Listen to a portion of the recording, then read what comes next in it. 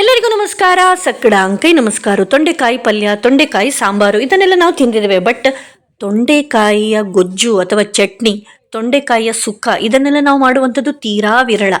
But ಇದನ್ನ ನಾನು ಇವತ್ತಿನ ಒಂದು ವಿಡಿಯೋದಲ್ಲಿ ಮಾಡ್ತಾ ಇದ್ದೇನೆ. ಸೊ ಇದೆಲ್ಲ ಸ್ಪೆಷಲ್ ಮಾಡಲಿಕ್ಕೆ ತೊಂಡೆಕಾಯಿ ನಮಗೆ ಸಿಕ್ಕಿದ್ದು ರೇಣುಕಾ ಅವರ ಮನೆಯ ತೊಂಡೆಕಾಯಿ ಬಳ್ಳಿಯಿಂದ. ರೇಣುಕಾ ಅವರ ಮನೆಯ ತೊಂಡೆಕಾಯಿ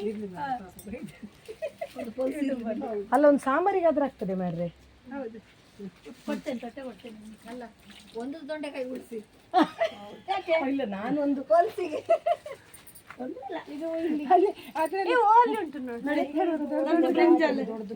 ವಿಷಯ ಏನಪ್ಪಾ ಅಂತೇಳಿ ಹೇಳಿದ್ರೆ, ನಿನ್ನೆ ನಮ್ಮ ಶಾಲಾ ಶಿಕ್ಷಕಿ ಸವಿತಾ ಟೀಚರ್ ಅವರ ಮನೆ ಒಕ್ಲು. ಸೊ ಅಲ್ಲಿ ಹೋಗಿ ಬರುವಾಗ ಹೀಗೆ ರೇಣುಕಾ ಅವರ ಮನೆಗೆ ಹೋಗುವ ಅಂತೇಳಿ ಹೇಳಿ ಎಲ್ಲರೂ ಕೂಡ ಡಿಸೈಡ್ ಮಾಡಿದ್ವಿ. ಸೊ ಅಲ್ಲಿ ಹೋಗುವಾಗ ತೊಂಡೆಕಾಯಿ ಬಳ್ಳಿ ಇತ್ತು. ಸೊ ಒಂದಷ್ಟು ತೊಂಡೆಕಾಯಿಯನ್ನ ನಾನು ತಗೊಂಡು ಮನೆಗೆ ಬಂದಿದ್ದೇನೆ. ಸೊ ಮನೆಯಲ್ಲಿ ಕೂಡ ಅಂಗಡಿಯಿಂದ ತಂದಂತಹ ಒಂದು ಸ್ವಲ್ಪ ತೊಂಡೆಕಾಯಿ ಇತ್ತು. ಸೊ ಎರಡನ್ನ ಸೇರಿಸಿಕೊಂಡು ಇವತ್ತೊಂದು ತೊಂಡೆಕಾಯಿ ಗೊಜ್ಜು ಮತ್ತು ತೊಂಡೆಕಾಯಿಯ ಸುಕ್ಕವನ್ನ ಮಾಡ್ತಾ ಇದ್ದೇನೆ.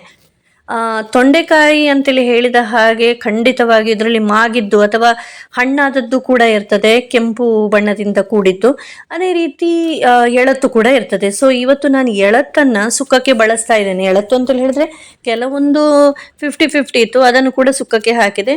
ಆದರೆ ತೀರಾ ಕೆಂಪಾದದ್ದು ಏನಿದೆ ಅದನ್ನು ಒಂದು ಸೈಡ್ ತೆಗೆದಿಟ್ಟು ಅದರದ್ದು ಇವತ್ತೊಂದು ಗೊಜ್ಜು ಮಾಡ್ತಾ ಇದ್ದೇನೆ. ಇದನ್ನು ನನಗೆ ನನ್ನ ಅಕ್ಕನ ಗೆಳತಿಯಾಗಿರುವಂತಹ, ನನಗೂ ಕೂಡ ಆಪ್ತಾರೆ, ಸೊ ಅಕ್ಷತಾ ಅಂತೇಳಿ ಹೇಳಿ ಬ್ಯಾಂಗ್ಳೂರಲ್ಲಿದ್ದಾರೆ, ಅವರು ನಮಗೆ ಹೇಳಿಕೊಟ್ಟದ್ದು. ಸೊ ಮೊನ್ನೆ ರಥೋತ್ಸವದ ಸಮಯದಲ್ಲಿ ನನಗೆ ಸಿಕ್ಕಿದಾಗ ಒಂದಷ್ಟು ಹೊಸ ಹೊಸ ರೆಸಿಪೀಸ್ಗಳನ್ನು ಹೇಳಿದರು. ನಾವು ಅದನ್ನು ಕೇಳಲೇ ಇಲ್ಲ, ಬಟ್ ತುಂಬ ಟೇಸ್ಟಿ ಆಗಿರ್ತದಂತೆ. ಅಕ್ಕನೂ ಕೂಡ ಒಮ್ಮೆ ಅವರ ಮನೆಗೆ ಹೋದವಾಗ ಈ ತೊಂಡೆಕಾಯಿ ಗೊಜ್ಜನ್ನು ಅವರು ಮಾಡಿದ್ರಂತೆ. ಸೊ ತುಂಬ ಒಳ್ಳೆಯದಾಗಿತ್ತು ಅಂತೇಳಿ ಹೇಳಿದ್ಲು. ಸೊ ಅದನ್ನು ಇವತ್ತು ಟ್ರೈ ಮಾಡೋಣ ಅಂತೇಳಿ ಹೇಳಿ, ಸೊ ತೊಂಡೆಯನ್ನು ನೀಟಾಗಿ ತುಂಡರಿಸಿ ಫಸ್ಟಿಗೆ ನಾನು ಸುಕ್ಕ ಮಾಡುವಂಥ ಮಸಾಲೆಯ ಒಂದು ರೆಸಿಪಿಯನ್ನು ಹೇಳ್ತಾ ಇದ್ದೇನೆ. ಕರೆಕ್ಟಾಗಿ ಅರ್ಧ kg ತೊಂಡೆಕಾಯಿ, ಅದರಲ್ಲೊಂದು 7-8 ಮಾಗಿದ್ದು ಇರ್ಬೋದು. ಅದನ್ನು ಬಿಟ್ಟರೆ ನಾನು ಉಳಿದದೆಲ್ಲ ಸುಕ್ಕಕ್ಕೆ ಹಾಕ್ತಾ ಇದ್ದೇನೆ.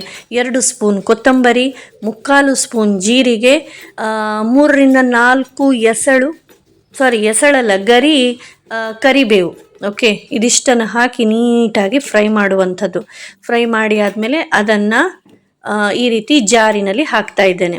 ಜಾರಿನಲ್ಲಿ ಹಾಕಿ ಆದಮೇಲೆ ಒಂದು 3-4 ಬೆಳ್ಳುಳ್ಳಿ ಬೀಜವನ್ನು ಅದಕ್ಕೆ ಹಾಕಬೇಕು. ಫಸ್ಟಿಗೆ ಇದನ್ನು ಗ್ರೈಂಡ್ ಮಾಡಬೇಕು, ಯಾಕಂತೇಳಿ ಹೇಳಿದ್ರೆ ಬೆಳ್ಳುಳ್ಳಿ ಹಾಕಿದರೆ ಅದೊಂಥರ ಲಿಕ್ವಿಡ್ ಆಗಿ ಬಿಟ್ಟು ಕೊಡ್ತದಲ್ವ. ಹಾಗಾಗಿ ಫಸ್ಟಿಗೆ ಇದನ್ನು ಡ್ರೈ ರೋಸ್ಟ್ ಮಾಡಿ 3-4 ಮೆಣಸು ಸಾಕಾಗ್ತದೆ. ಯಾಕಂತೇಳಿ ಹೇಳಿದರೆ ಸುಕ್ಕ ಅಂತೇಳಿ ಹೇಳಿದರೆ ಚಿಕನ್ ಸುಕ್ಕ ಎಲ್ಲ ಮಾಡುವಾಗ ಸರಿಯಾಗಿ ಹಾಕಬೇಕಾಗ್ತದೆ. ಆದರೆ ಇದು ತೊಂಡೆಕಾಯಿ ಅಷ್ಟೊಂದು ಖಾರವನ್ನು ಹೀರಿಕೊಳ್ಳದೇ ಇರುವಂತಹ ಕಾರಣ ನಮಗೆ ರುಚಿಗೆ ತಕ್ಕದಾಗೆ ಹಾಕಿದರೆ ಸಾಕು. ಮತ್ತು ನಾನು ಹೇಳಿದ್ನಲ್ಲ ಬೆಳ್ಳುಳ್ಳಿ, ಅದನ್ನು ಕೂಡ ಚಿಕ್ಕ ಚಿಕ್ಕ ಬೀಜ ಇತ್ತು. ಸೊ ಅದನ್ನು ಒಂದು 3 ನಾನು ಹಾಕಿದ್ದೇನೆ, 3-4 ಸಾಕಾಗ್ತದೆ. ಓಕೆ, ಸೊ ಇದಿಷ್ಟನ್ನು ಮಾಡಿ ಆದಮೇಲೆ ಕಾವಲಿಗೆ ಎಣ್ಣೆಯನ್ನಿಟ್ಟು ಅದಕ್ಕೆ ಸಾಸಿವೆ, ಕರಿಬೇವು, ಒಂದು ನೀರುಳ್ಳಿ ಕೊಚ್ಚಲನ್ನು ಮಾಡಿ ಹಾಕಿದ್ದೇನೆ. ಅದರ ನಂತರ 7-8 ಬೆಳ್ಳುಳ್ಳಿ ಬೀಜಗಳನ್ನು ಗುದ್ದಿ ಹಾಕಿದ್ದೇನೆ. ಸೊ ಇದಿಷ್ಟು ಹಾಕಿ ಆದಮೇಲೆ ಚಂದ ಮಾಡಿ ಸ್ಟರ್ ಮಾಡುವಂಥದ್ದು. ಅದರ ನಂತರ ಕಟ್ ಮಾಡಿಟ್ಟಂತಹ ತೊಂಡೆಕಾಯಿಯನ್ನು ಅದಕ್ಕೆ ಹಾಕುವಂಥದ್ದು. ಅದರ ನಂತರ ಒಂದು ಸ್ವಲ್ಪ ಬೆಲ್ಲ, ಚಿಕ್ಕ ತುಂಡು ಬೆಲ್ಲ, ಅದೇ ರೀತಿ ಉಪ್ಪು, ಸ್ವಲ್ಪ ನೀರನ್ನು ಹಾಕಿ ಚಂದ ಮಾಡಿ ಬೇಯಲಿಕ್ಕೆ ಬಿಡುವಂಥದ್ದು. ಸೊ ಇದು ಫಸ್ಟ್ ಪ್ರಾಸೆಸ್.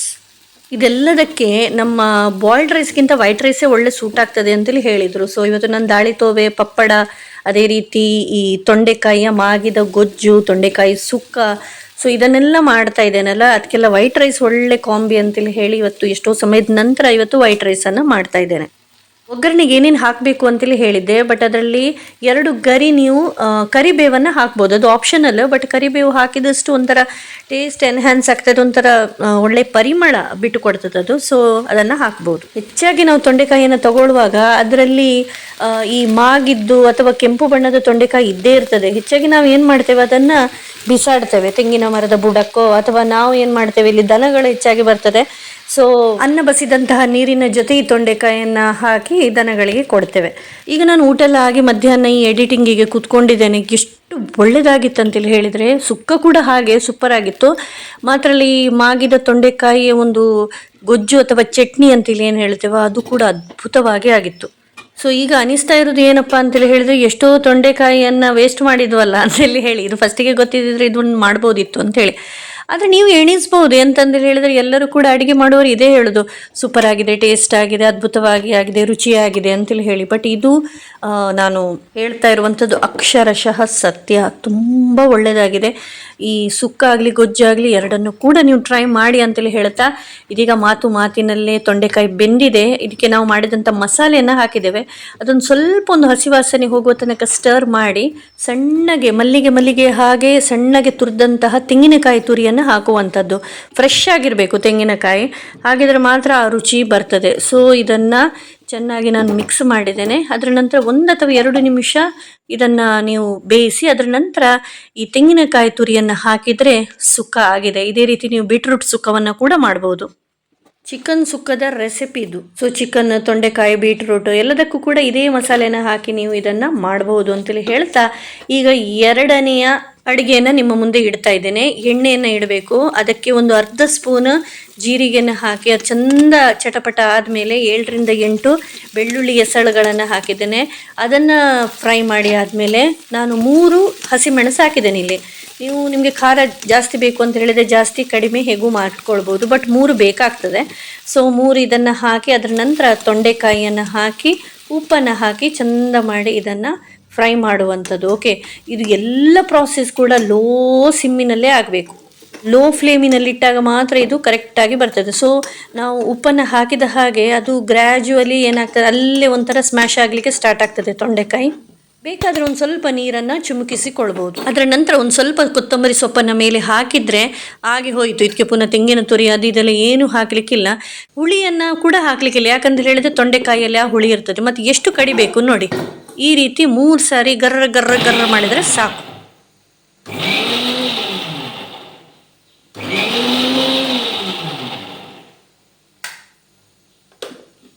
ಸೊ ಇಲ್ಲಿ ಆಗಿ ಹೋಯಿತು ಮಾಗಿದ ತೊಂಡೆಕಾಯಿಯ ಗೊಜ್ಜು ಅಥವಾ ಚಟ್ನಿ. ತುಂಬ ಒಳ್ಳೆಯದಾಗ್ತದೆ ಆಯಿತಾ. ಖಂಡಿತವಾಗಿ ಟ್ರೈ ಮಾಡಿ ಇದನ್ನು ಅಂತೇಳಿ ಹೇಳಿದ್ರೆ, ಯಾಕಂತೇಳಿ ಹೇಳಿದರೆ ಯಾವುದೇ ನಿಮಗೆ ವೇಸ್ಟ್ ಆಗುವಂಥದ್ದು ಕೂಡ ಇದರಲ್ಲಿ ಏನೂ ಇಲ್ಲ. ತೆಂಗಿನ ತುರಿ ಆಗಲಿ, ಹುಳಿ ಆಗಲಿ ಅಥವಾ ಹುರಿದಂಥ ಒಣಮೆಣಸಾಗಲಿ ಏನೂ ಹಾಕಲಿಕ್ಕಿಲ್ಲ. ಸೊ ಸಿಂಪಲ್ ಆಗಿ ಹೋಗ್ತದೆ. ವೈಟ್ ರೈಸ್ ಮತ್ತು ಮಜ್ಜಿಗೆ ಇದ್ದರೂ ಕೂಡ ಇದು ಒಂದೇ ಇದ್ರ ಚಟ್ನಿ ಸಾಕಾಗ್ತದೆ, ಅಷ್ಟು ಅದ್ಭುತವಾಗಿ ಆಗಿತ್ತು. ಇನ್ನು ನೀವು ತೊಂಡೆಕಾಯಿಯನ್ನು ತಂದಾಗ ಏನು ಬೇಸರ ಮಾಡಬೇಡಿಯೋ, ಇಷ್ಟು ಮಾಗಿದೆ ಅಥವಾ ಇಷ್ಟು ಕೆಂಪಾಗಿದೆ, ಹಣ್ಣಾಗಿದೆ, ಇಷ್ಟೇ ನನಗೆ ಪಲ್ಯಕ್ಕೆ ಸಿಕ್ಕಿದೆ ಅಂತೇಳಿ ಹೇಳಿ. ಸೊ ಹಣ್ಣಾದಂಥ ತೊಂಡೆಕಾಯಿಯನ್ನ ಈ ರೀತಿ ನೀವು ಬಳಸ್ಕೊಳ್ಳಿ ಅಂತೇಳಿ ಹೇಳ್ತಾ, ಇದೀಗ ಊಟದ ಸಮಯ ಆಗಿದೆ. ಬಾಳೆ ಎಲೆ ಕೂಡ ಬಂದಿದೆ. ಯಾಕಂತೇಳಿ ಹೇಳಿದ್ರೆ ಇವತ್ತು ಸಂಜೆ ಒಳ್ಳೆ ಹಲಸಿನಕಾಯಿ ಗಟ್ಟಿಯನ್ನು ಮಾಡುವ ಅಂತೇಳಿ ಹೇಳಿ ಬಾಳೆ ಎಲೆನ ತಂದಿಟ್ಟಿದ್ದೇನೆ. ಸೊ ಅದನ್ನು ಕೂಡ ನಾನು ನಾಳೆ ಎಪಿಸೋಡಲ್ಲೇ ನಿಮಗೆ ಮಾಡಿ ತೋರಿಸ್ತೇನೆ ಹೇಗೆ ಆಗಿತ್ತು ಅಂತೇಳಿ ಹೇಳಿ. ಸೊ ಅದಕ್ಕಾಗಿ ತಂದಿಟ್ಟಂಥ ಬಾಳೆ ಎಲೆ ಇತ್ತು. ಸೊ ಇದರಲ್ಲೇ ನಾನು ಇವತ್ತು ಬಡಿಸ್ತಾ ಇದ್ದೇನೆ. ಬಾಳೆ ಎಲೆಯಲ್ಲಿ ಊಟ ಮಾಡ್ಲಿಕ್ಕೆ ಒಂಥರ ಖುಷಿಯೇ ಬೇರೆ. ಹಣಕ್ಕೆ ತರುವ ಅಗತ್ಯವೂ ಇಲ್ಲ, ಯಾಕಂತ ಹೇಳಿದ್ರೆ ಮನೆಯಲ್ಲೇ ಇತ್ತು. ಸೊ ದಾಳಿ ತೋವೆ, ಪಪ್ಪಡ, ತೊಂಡೆಕಾಯಿ ಸುಕ್ಕ, ತೊಂಡೆಕಾಯಿ ಗೊಜ್ಜು, ಅದೇ ರೀತಿ ಮಜ್ಜಿಗೆ. ಆಹಾ, ಸ್ವರ್ಗಕ್ಕೆ 3 ಗೇಣು. ಹಸಿವೆಯೂ ಕೂಡ ಒಳ್ಳೆಯದಾಗಿರಬೇಕು. ಹಿತಮಿತವಾದಂತಹ ಭೋಜನ ಆಯಿತು ಇವತ್ತು. ಸೊ ಏನೇನು ಅಂತೇಳಿ ಹೇಳಿ ಕ್ಲೋಸ್ ಅಪ್ ಅಲ್ಲಿ ತೋರಿಸ್ತಾ ಇದ್ದೇನೆ ನೋಡಿ, ಯಾವ ರೀತಿಯೆಲ್ಲ ಆಗಿದೆ ಅಂತೇಳಿ ಹೇಳಿ. ಒಳ್ಳೆ ಪರಿಮಳವೂ ಕೂಡ ಸೂಸ್ತಾ ಇದೆ. ರಸಮನ್ನು ನಾನು ಪುನಃ ಮಾಡೋದನ್ನು ಕಲಿಸ್ಲಿಲ್ಲ ನಿಮ್ಗೆ, ಯಾಕಂತೇಳಿ ಅದು ಎಲ್ಲರಿಗೂ ಕೂಡ ಗೊತ್ತಿರುವುದೇ. ಸೊ ಕ್ಷಣ ಮಾತ್ರದಲ್ಲಿ ನಮ್ಮ ತಟ್ಟೆ ಹಾಗೂ ಎಲೆ ಖಾಲಿ ಆಯ್ತು ಅಂತೇಳಿ ಹೇಳ್ತಾ ಎಲ್ಲರಿಗೂ ಕೂಡ ನಮಸ್ತೆ, ಬಾಯ್ ಬಾಯ್.